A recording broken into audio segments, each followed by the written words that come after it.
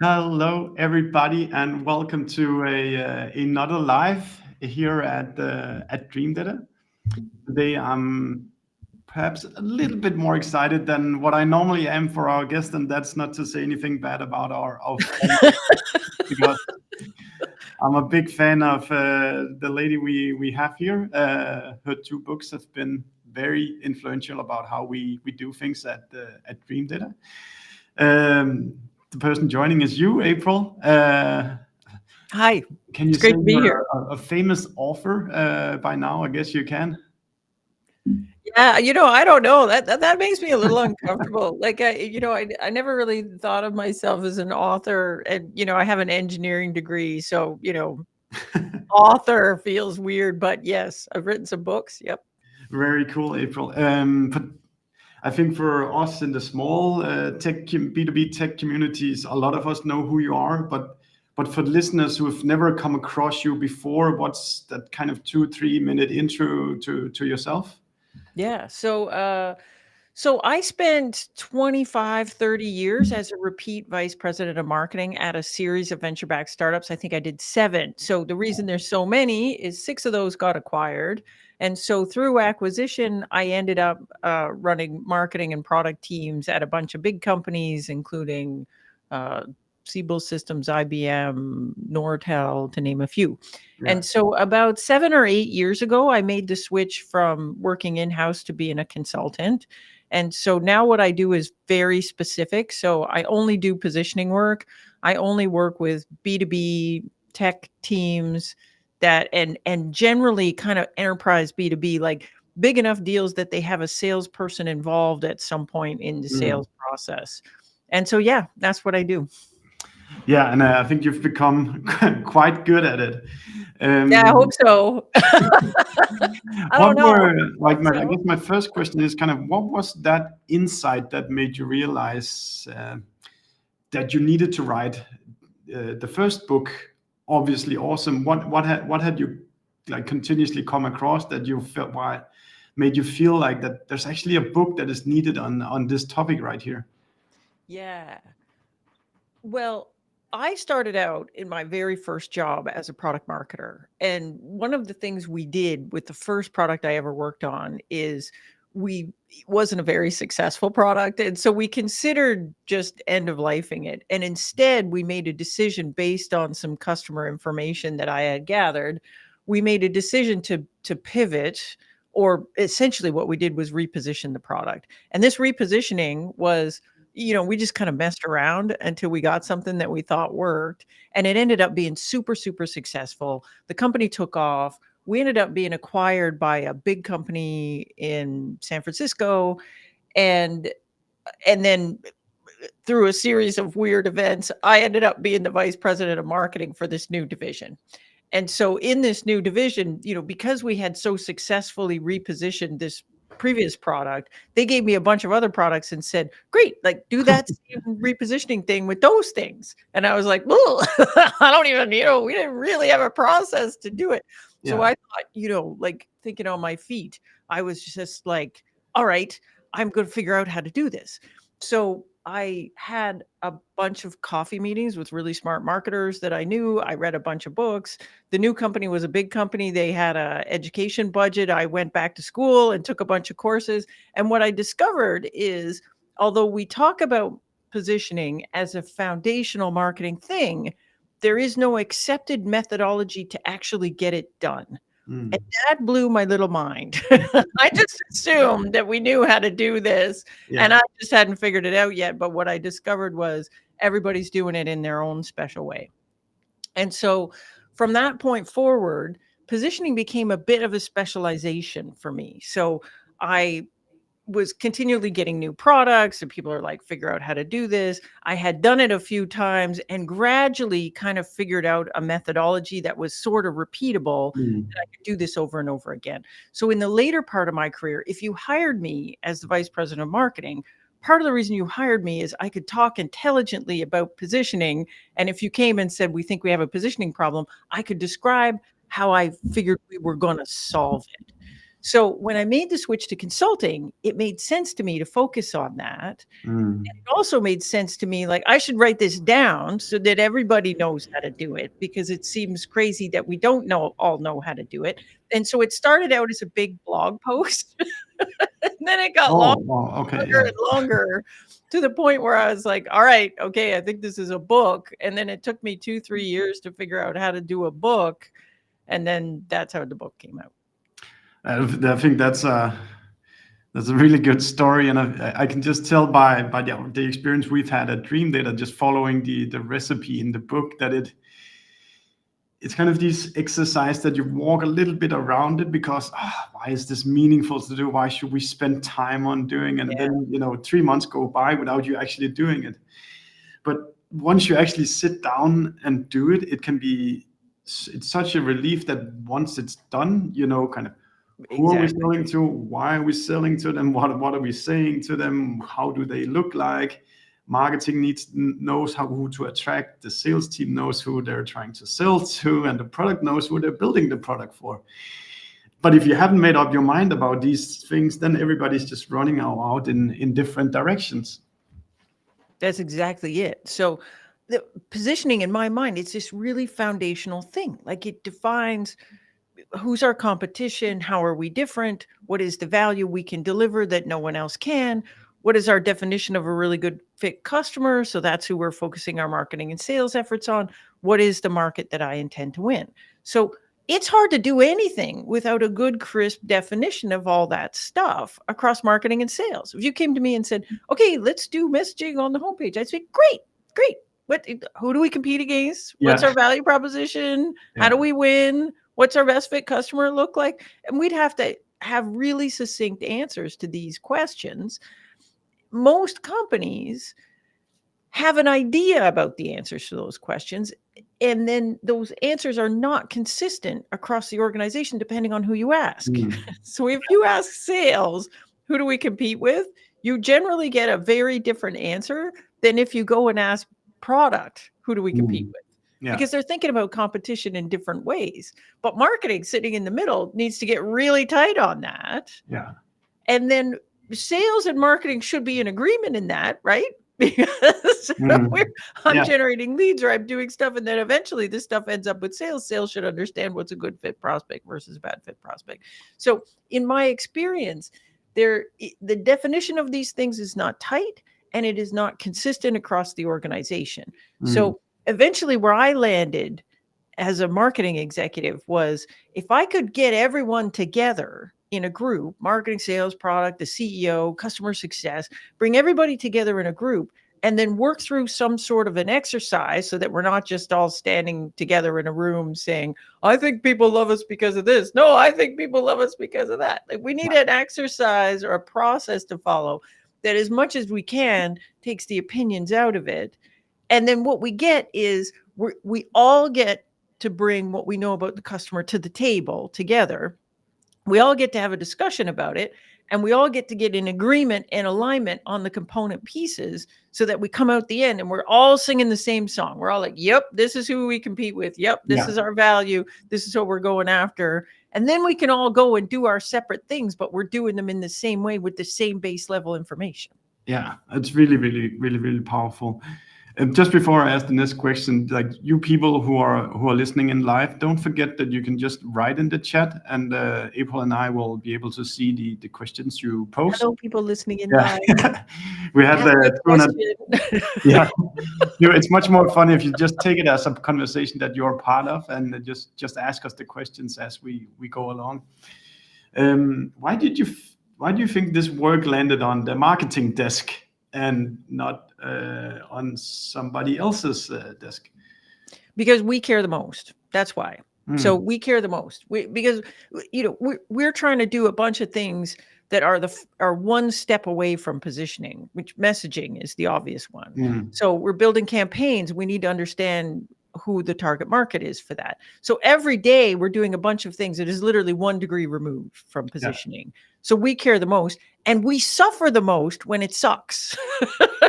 Because none of our stuff works. If we are trying to build campaigns on mushy positioning, we will fail as a marketing department.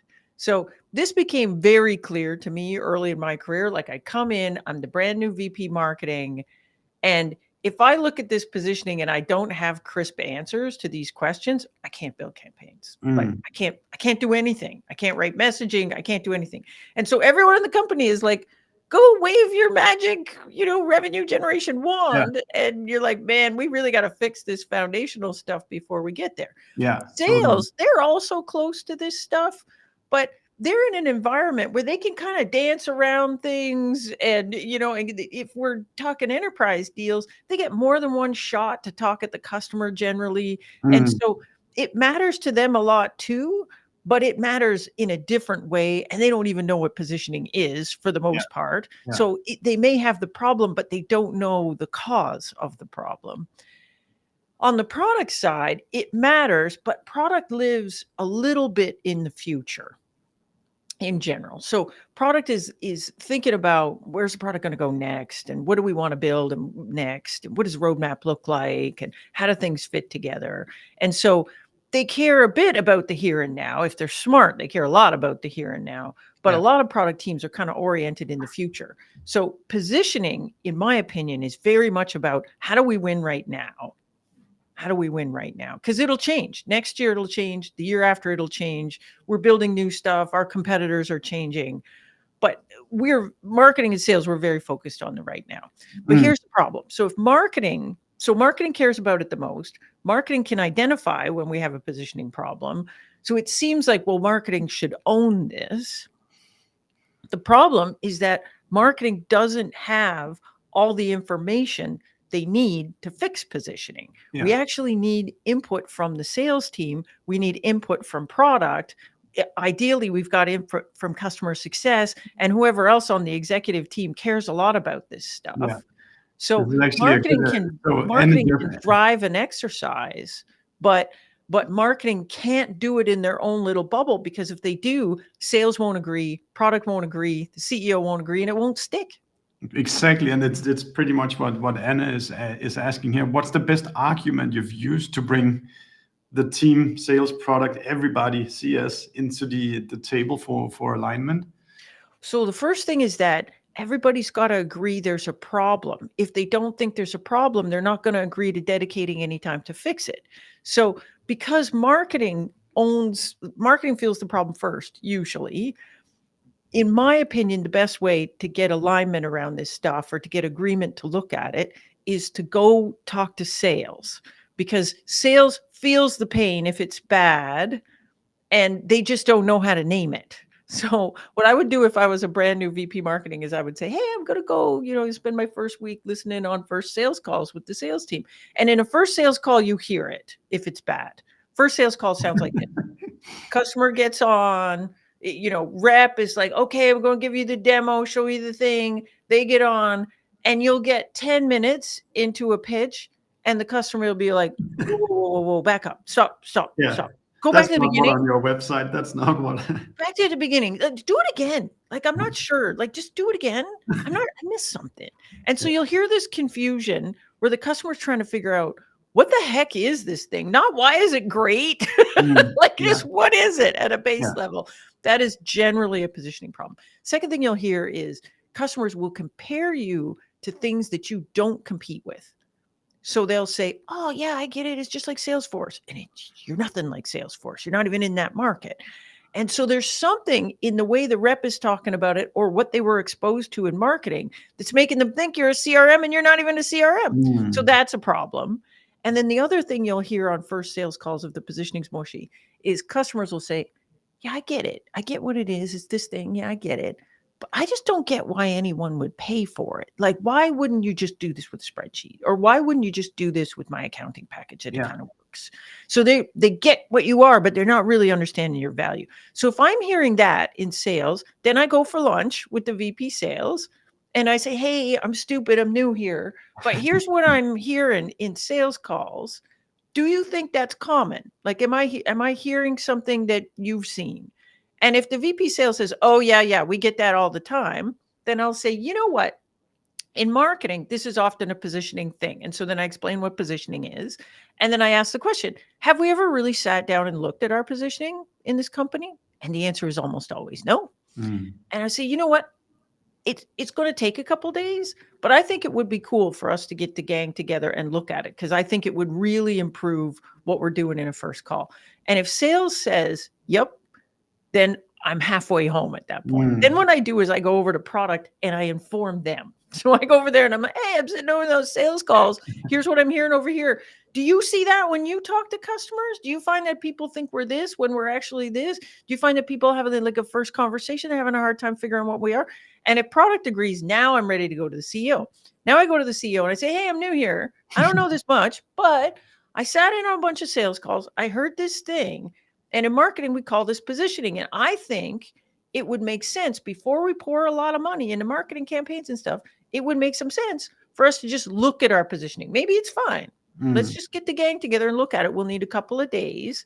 And the first thing usually the CEO says is, well, what does Amy over in sales think? I say, I don't know. You should call her. Yeah.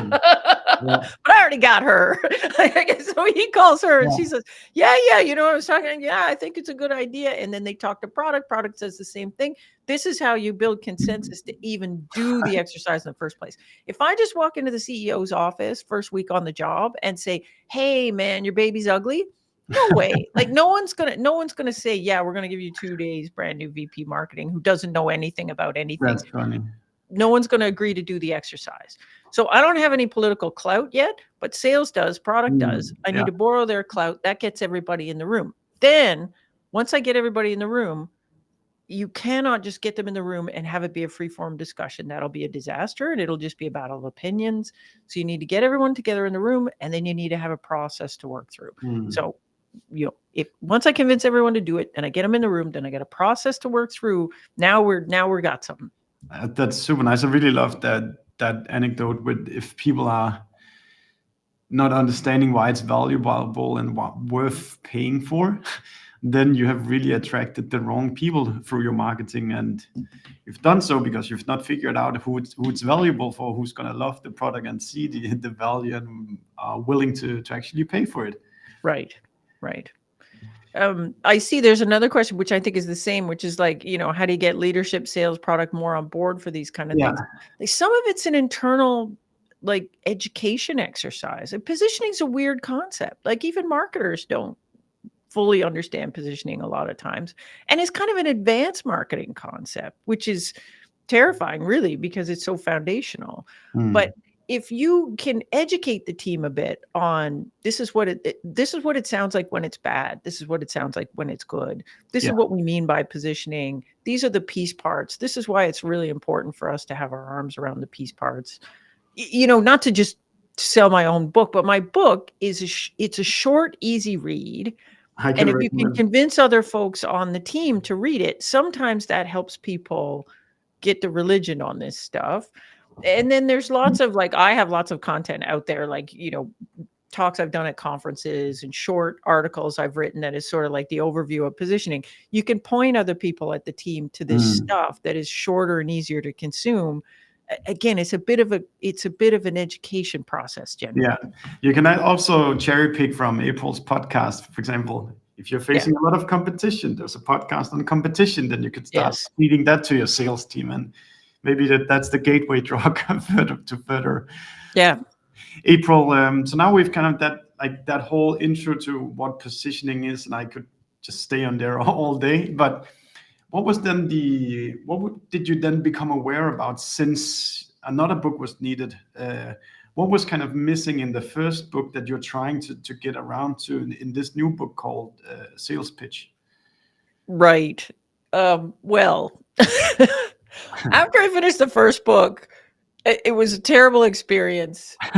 Just producing the book, like writing the book was easy, but then you have this whole 1.5 year long production thing to get the book out the door. Oh, wow. And at the end of that, I said, well, that's it. That's good. I only have one book in me. I only know one thing, which is positioning. I've written the book. I'm done. No more of that. However, after I was working with clients on this stuff, and I've been working with clients for a few years before I wrote the first book, and then a few years after. And after I wrote the first book, we went into lockdown. So COVID hit, and I got very, very busy because a lot of companies were trying to do emergency Yeah, yeah. repositioning on account of COVID. So I got a lot of repetitions in working with companies. And, at this point, I probably worked with 250 companies, doing positioning exercises. That's a lot of And there positioning. was assumptions that I made in the first book that it turned out were incorrect. And so the first big assumption was I assumed that a reasonably mature company would know how to build a sales pitch or would have an internal way that they agreed on for building a sales pitch. Yeah. So at the end of my first book, at Obviously Awesome, there's a question, how do you test the positioning? And I say, well, you just take the positioning, turn it into a sales pitch, get your reps to test it out with qualified prospects, tune it, and then, and that'll validate that the positioning is working. And then if it works in sales, then we can translate it to messaging, and then, we can all run with it. But in my consulting clients, when I said that, okay, well, you're just going to do it in a sales pitch, they'll say, oh, okay. Yeah. And then they go away and have no idea what to do. Yeah. So the vast majority of companies I've worked with have a sales pitch already. They have sales teams, so they have a sales pitch. But the sales pitch falls into generally one of two camps. Either the pitch is some set of slides that has existed since the dawn of time. Nobody knows who first created it or where the structure came from. And over time, it just gets tweaked. So every time we have a new release, we add a slide, or maybe once in a while there'll be a big fight. Hey, this one at the end should come at the beginning. Let's try that. Yeah. But the structure of the pitch, there is no real structure. It just kind of, it's a pitch. It's been around forever. No one knows where it came from. And if you ask people, why do you do the company overview at the beginning? I don't know. We've just always done it like that. Who cares about So that's it, right? So that's one style. The other style is there's no pitch at all, and what we're actually doing is a demo, and the demo is a product walkthrough. So there are 7 drop-down menus. We get the customer on the phone. We maybe ask them a few questions like discovery stuff. So what are you looking to accomplish? Some things like that. And then we just jump into the demo, and there's 7 drop-down menus, and we walk through every single feature in every drop-down menu like they're all equivalent. And that's the demo, and we get to the end, and then we say, so what do you think you want to buy? Which is weird if you think about how much energy and time and effort we're spending on the marketing side, getting just the right words and having that positioning be great. And we're working about storytelling and all this stuff. And then we throw it over to sales, and what happens? Nothing. We're just features. Yeah. So I'm telling customers of mine, hey, take the positioning, translate it into a sales pitch and go. And they're looking at me like, how do we do that? Yeah. So when I was internal as a VP marketing, whenever I did one of these positioning things, me and the VP sales would sit down and build a new pitch. And the way we built that pitch it changed over time. So when I started, I just used whatever the company had, and we attempted to make the positioning work in whatever the company's sales pitch structure was at the time, which a lot of those companies, it was problem solution. So we would talk about the problem, and the problem was always really stupid and vague. So we'd say, I'm selling a database, and I'd say, the amount of data being created in organizations is growing exponentially.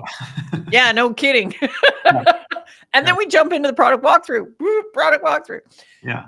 Or so that was what I was using until I got this job at IBM. So I got this job at IBM, and I had to build a sales pitch there. And like everything else at IBM, they had big structures for all this stuff. So my boss came and gave me this binder. It's like this fat. And he's like, this is the IBM process for building a sales pitch. I'm like, you're kidding me. And it had a 59-step process. It was crazy. And so at the beginning, I thought, this is overkill. This doesn't make any sense. Like, why are we? Anyways, after I'd built a dozen or so pitches using this thing, I started to see the genius in it. Now, a lot of it was very specific to IBM, and IBM is selling at the time when I was there. Our deals were giant, 10 million plus deals, a small deal. So, but there were pieces of that pitch that I thought were genius. So one was they never started with the problem, and they never jumped straight into product. They always started with their insight in the market. And that gave us a way to start the sales pitch that was really oriented around our point of view, how we look at the market. The other thing they did was they always painted a picture of the whole market, and they didn't just position themselves, they positioned everybody else. So they'd say, look, there's 3, 4 different approaches to this problem. You could approach it this way, and companies like XYZ, they do that. Or you could approach it this way, and companies like this do that, and we approach it like this. And they'd have a big discussion with the prospect there, and that's where they do discovery. And I thought, well, that's genius. Now we have a pitch that actually incorporates discovery and not just positions us, which positions us in the market against everyone else. The other thing was that when they did talk about product, they never talked about features outside of the context of the value the features delivered. So they'd say, look, we have a database. There's 3 big value points of why you would pick this database. The first one is it's a platform for innovation because it's really open and it plays well with other things. Here are the features. We got a great API. We got a bunch of standards we adhere to, blah, blah, blah, blah, blah. So they would never just jump to talking about the API. They talk about why does it matter and then tell you the features. Anyway, long story short, maybe if you just, so you said, I think it's an interesting concept, which is also in your book, that what is the insight that you have. Maybe you can just elaborate a little bit what it means to have an insight or a point of view or whatever you want to call it. This is probably the most difficult part to figure out of a really good sales pitch, is this opening frame setting with insight. So, and for a long time, I couldn't describe it to people. Like, I would have wrote this book 3 years ago if I could describe that to people. And even now, I don't know if I'm doing a great job, but I'll give you an example. So usually if you look at your differentiated value and say, look, we're the only company on the planet that can deliver a combination of this plus this plus this, you can ask yourself the question, what does a customer need to understand in order to understand how important that value is? Most companies, the product was originally built with some kind of insight into the market, where the founder looked at the market and said, do you know what sucks? Databases suck because they don't do these 3 things, and they don't do these 3 things because most people think about databases like this. But if you're a small company or a big company or some kind of specific company, you need a database that does something different. There's this insight that tells you the current stuff has a bunch of shortcomings. So we need to look at this a different way. So we actually want to start our sales pitch with that. Can I give you an example? Because I think an example makes this work better. So I worked with a company. They've been acquired by Level Jump. They've been acquired by Salesforce. The company's called Level Jump. They've been acquired by Salesforce now, so they don't exist. So they're a good one to use because nobody's going to get me in trouble if I pitch this one. So a company that I worked with. So what they have is a sales enablement solution. Think training for sales reps. This is a terrible market, super crowded, all kinds of other folks in the market. We did the positioning workshop with them. And one of the things that came out as a real point of differentiation for them is they were the only sales enablement product that's built on top of Salesforce. And so you ask yourself the question, so what? What's the value of that? And the CEO explains to me, well, the real value of that is that you can now combine your sales training metrics with your sales metrics. And so you can look at how the training actually worked. Like, did it improve time to first deal? Did it improve time for the rep to make quota? So this is a really big deal, value. And so they sell to the head of sales enablement. And there's 2 ways you could do this pitch. You could do the pitch where you're just talking about features, and you would sound like every other sales enablement tool out there. You'd say, look, here's how you set up training. Here's how you distribute the training. Here's how you set up courses. This is how you track it. And then at the very end, you might say, oh yeah, by the way, here's how you track whether or not the training was working. I really see, so the flip side. So let me just finish so we get to the insight part. So the flip side of that is that instead of doing it that way, you would start with the insight. And so I'm pitching to the head of sales enablement. And so instead of just jumping straight into features, I say, look, why is sales enablement so important? And I'm talking to the head of sales enablement. We all get it's important, right? Why is it important? It's important because every day your rep's not making quota costs you money. Every day your rep's not making first deal, it costs you money. And they have some great data about how much money it costs you. And then they say, so if you look at all the other ways to solve the problem, there are things that are content management systems, essentially, and all they do is make sure that your reps are getting the right content, which is great and important. But then there's these other things that are learning management systems, and they make sure that you can track who's done what training and all the rest of it, and set up courses and all that. But you know what? Neither of these things does. None of them lets you measure the impact of your sales enablement with sales results. And we want that, right? Yeah. Now I give you the pitch, right? And now I go to the demo, and the demo is all centered on that one thing. So it's a really different style of doing a pitch. I'm setting you up for why my differentiated value matters. And then I'm making the whole pitch about that. Instead of saying, here's how you log in, here's how you set up training. Who cares? Every training system does that. It's not differentiated. No one cares. We should never be showing this in a demo. No, it's a really good explanation, April. And again, you can also then paint the landscape. Once they buy into the insight, then you can paint how the landscape look and why you're the right right one. The other thing I'm doing in that pitch is I'm putting baby in the corner, right? I'm saying, look, there's all these folks out here, and you know what? I'm putting them in a bucket, and they're CMS, because that's what they are. All they're doing is just tracking content. That's it. And so I don't even have to name the customer or the competitor. I just teach the customer that. And then so half the time and then I'll be doing discovery. So I'll say, what are you folks using right now? Are you looking at anything else? Oh, you're looking at those guys. Yeah, they're one of these. But you're looking at those guys. Oh, they fit in this bucket.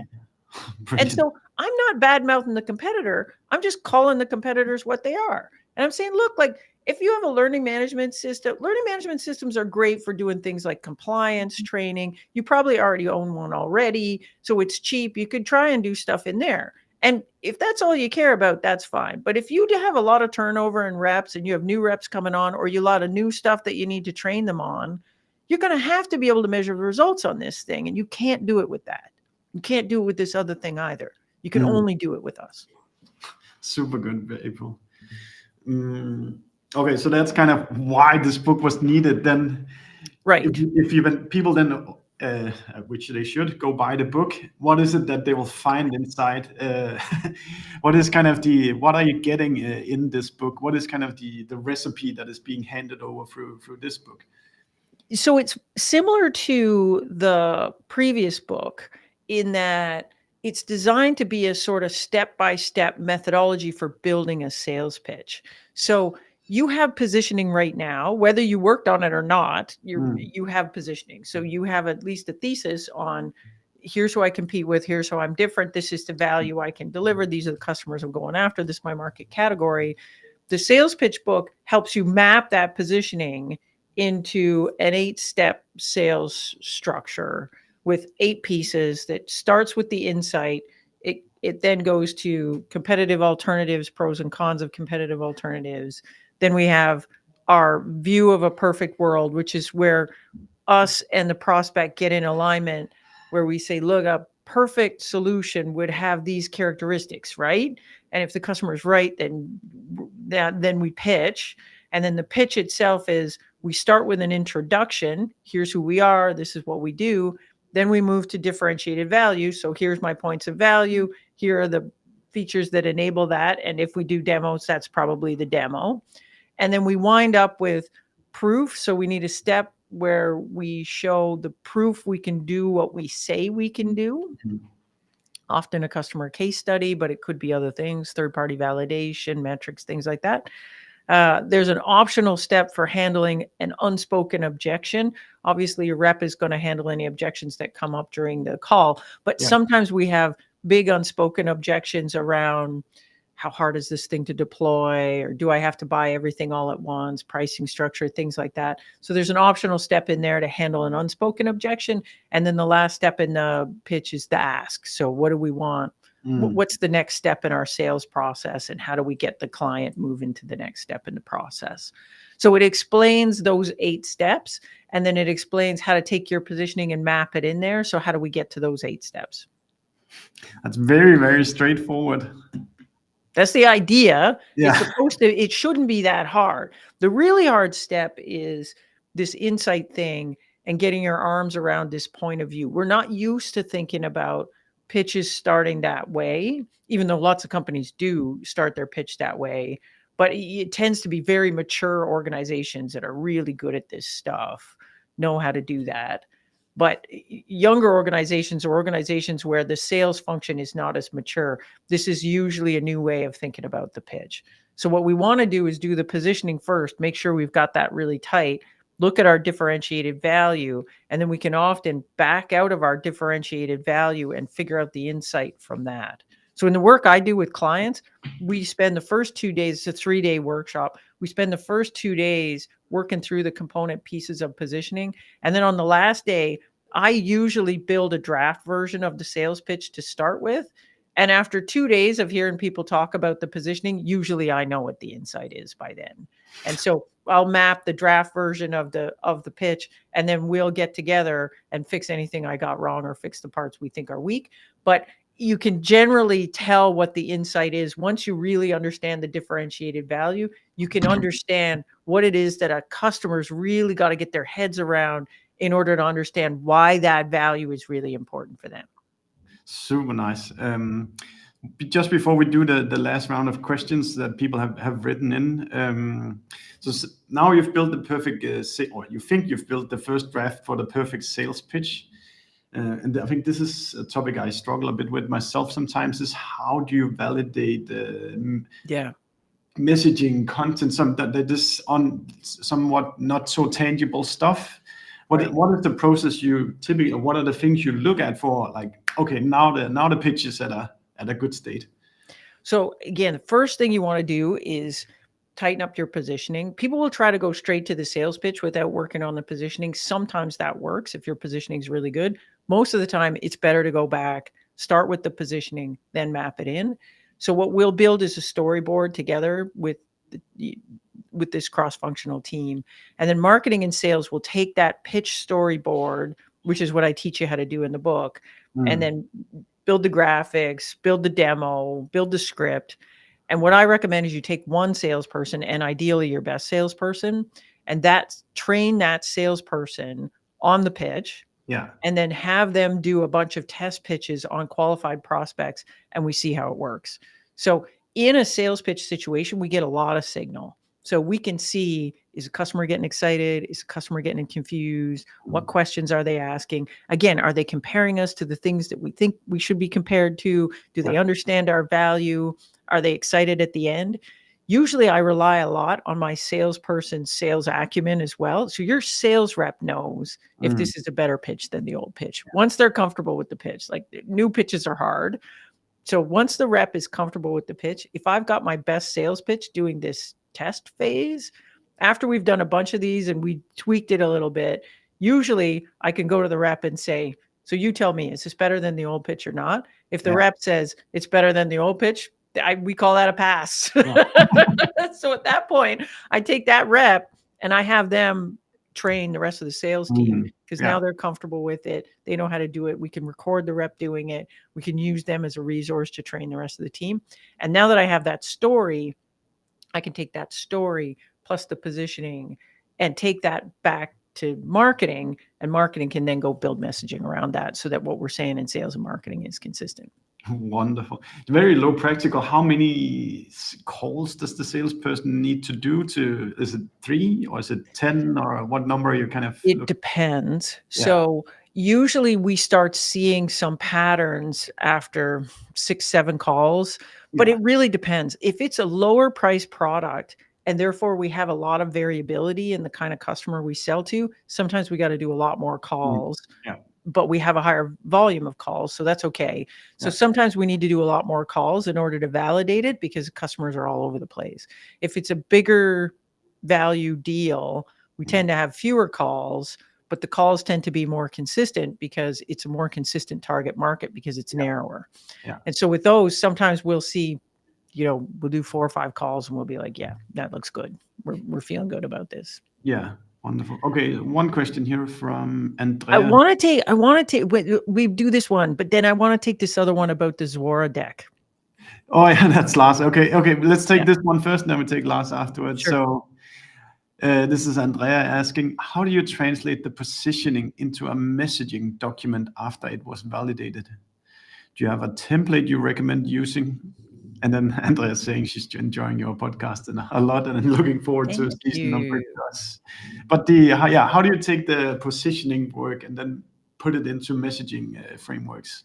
So generally, our messaging is really oriented around the differentiated value. So when we do the positioning, that step where we're talking about differentiated value and how features tuck into that, that generally forms the base of our messaging. So Yeah. if you think about a typical homepage, there's a tagline, there might be a sub tagline, and then you're jumping to, look, we have 3 main points of value, 1, 2, 3. We define that in a typical positioning exercise. In my opinion, a messaging deck's a really good thing to build, or a messaging document, because in there we can get agreement on boilerplate stuff. So here's the tagline, here's our 3 points of value and the improved messaging around that. Here's what features we're going to talk about in each of those points of value and the improved message around that. Here's our company 50-word, 100-word, 150-word description. You might have some standard boilerplate stuff around, here's a diagram we use to describe the product, and here's the messaging around that, and is this the approved stuff? And so I like to get all of that in a messaging document, get everybody to approve it, and then anything we go to build, we start with the messaging document, and it's 1 degree away from that. Yeah. If we don't build a messaging document, the problem is we fix the homepage, and then when people want to do a campaign, they'll look at the homepage and then make a campaign, and then they want to do another campaign, and instead of going to the homepage, they go to the previous campaign, and the next thing you know, you have 6 degrees of Kevin Bacon. Everything is and then you get to like the last thing, and you're like, that's nothing like the messaging we started, and you'll get this message drift. Yeah. If we're always starting with the messaging document, then we're 1 degree away from that. I have a template that I don't know how useful it is, but I have a template in the templates that I give out. So if you sign up for my newsletter, which, you can go on my website, aprildunford.com/books, and there's a sign up form for the newsletter, or you can go directly to the newsletter, which is aprildunford.substack.com. But if you sign up for the newsletter, in the welcome email that you'll get back when you sign up is a link to the templates. And so it's all the templates for both books combined into one workbook. So if you want to sit down and do the whole thing all the way through, it's designed as a companion to the book. So it doesn't give you everything. You still kind of need the books too. But I think it's a useful resource if you're trying to figure out some of this stuff. And so there's a messaging doc template in there as well. That's wonderful, April. I think it's the same as the positioning work. Like you when you're particularly in a startup, you just want to go out, run fast, and do stuff. Yeah. But you'll find yourself stumbling across all sorts of things because you haven't done this stuff isn't easy. I mean, if this was easy, we wouldn't be having to write books about it and talk about it on the LinkedIn Live. We'd be sitting on the beach drinking out of a coconut. Yeah. Okay. Let's bring up Lars here. So he's writing, people often bring out the Sora deck as the best sales pitch ever. How do you see that? And maybe, April, you can just explain what the Sora deck is. And so this was a blog post that was written 10 years ago or so. Like, it was a long time ago. And where the guy sits down and he has a coffee with a sales rep shows him this pitch, and the marketing guy goes, "Oh my gosh, this is the best sales pitch I've ever seen." And I always questioned that, because I was like, man, I've seen a lot of sales pitches, and that is not the best sales pitch I've ever seen. but okay, maybe if you've not seen too many. The structure of that deck is very much the structure of a pitch deck for a VC. So it starts with this idea of there's a big change in the world. And this big change in the world is going to blow everything up. And there's going to be winners and losers, and you don't want to be a loser. And so the winners, end up looking like this, and you want to be a winner. And here's how we're going to help you do that.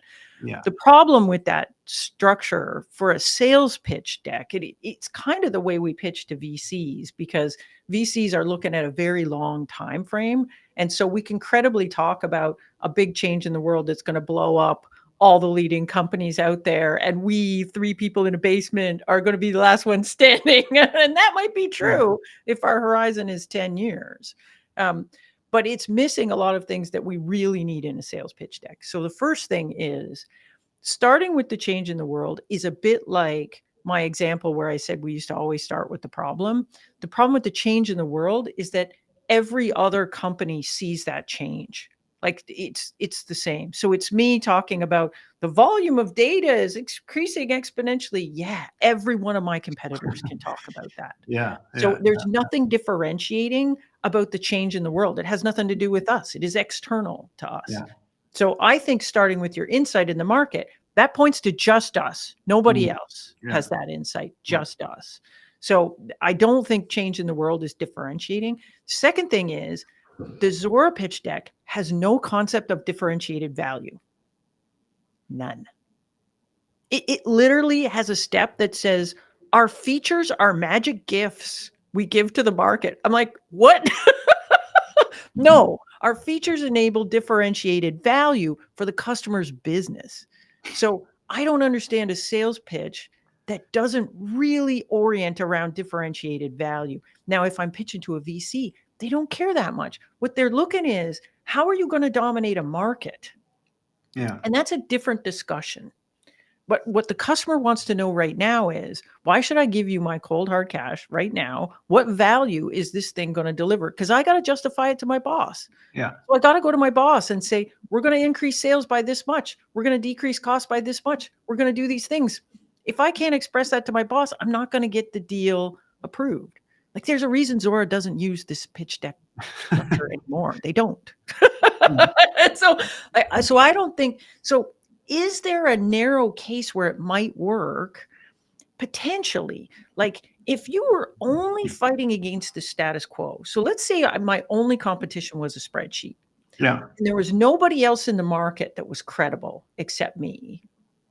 Maybe I could come in and build that pitch and say, you know, the world is changing and spreadsheets are no good anymore. You're going to have to actually buy software. And I didn't have to worry about positioning against any other software platform or any other thing.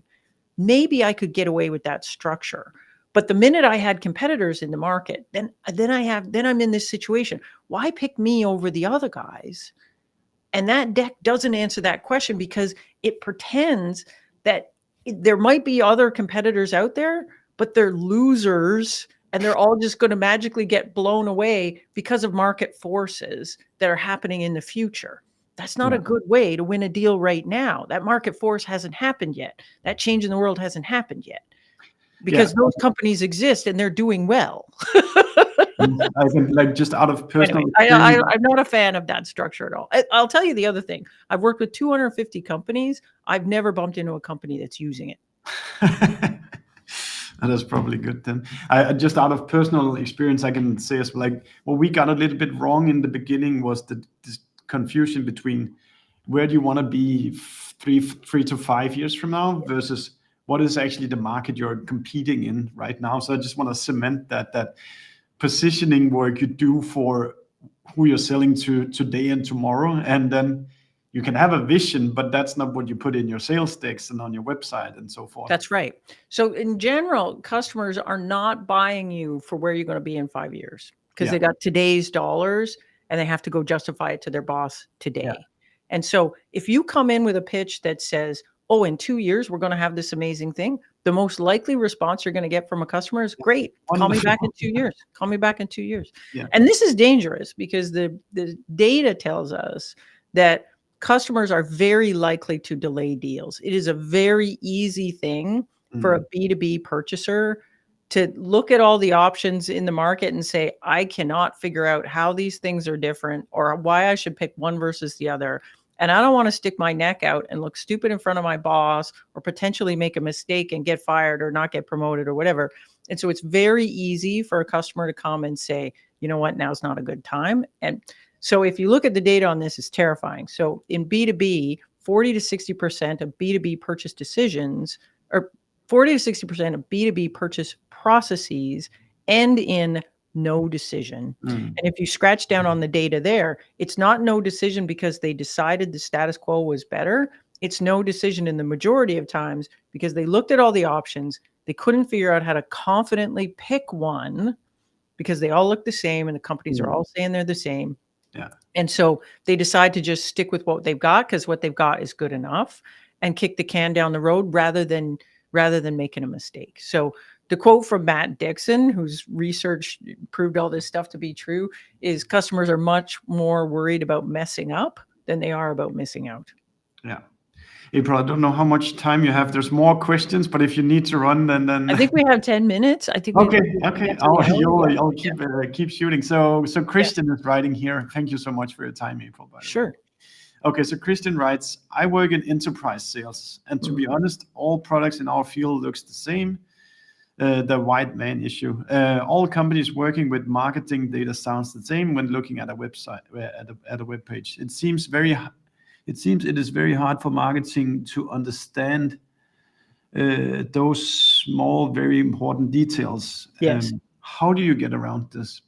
So this is the problem. I would say a good percentage of companies that come to me say that. So they'll come to me and say, you know what our positioning problem is, April? We're just not differentiated. Like we all sound the same. We all look the same. There's 1,000 options in our market. How do we stand out? And here's the reality. If you come to me and your company is doing 2 million revenue, 5 million revenue, 10 million revenue, every day you have customers choose you. They look at their options and they buy your stuff. So if that is true, there is a reason that they choose you. And maybe marketing doesn't understand what the reason is. And maybe product doesn't understand. And usually what happens is sales knows a little bit, product knows a little bit, marketing knows a little bit, CEO knows a little bit. We just got to figure out what that is. And so again, the beauty of doing a positioning exercise where we get everyone together is that everyone gets to put their stuff on the table.